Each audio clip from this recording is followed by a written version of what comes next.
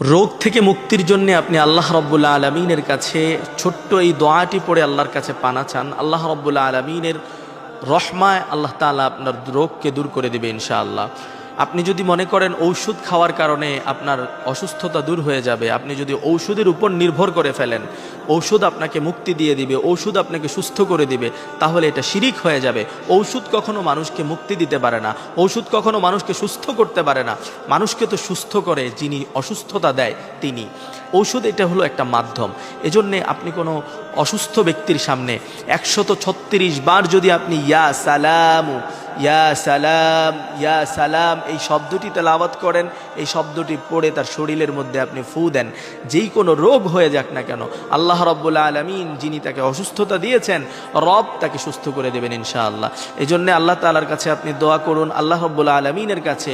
অসুস্থতা এটা তো সব কিছু, সুস্থতা, অসুস্থতা, ভালো থাকা, মন্দ থাকা, এগুলো সবই তো আল্লাহর হাতে।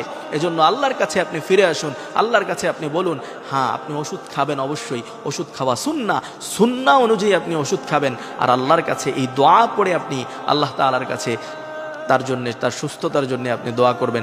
অথবা যে ব্যক্তি অসুস্থ তিনিও যদি এই দোয়াটি পড়ে ইয়া সালামু, তাহলে আল্লাহ রাব্বুল আলামিন তার এই বান্দা, তার এই গোলামকে পরিপূর্ণ সুস্থ করে দেবে ইনশাআল্লাহ।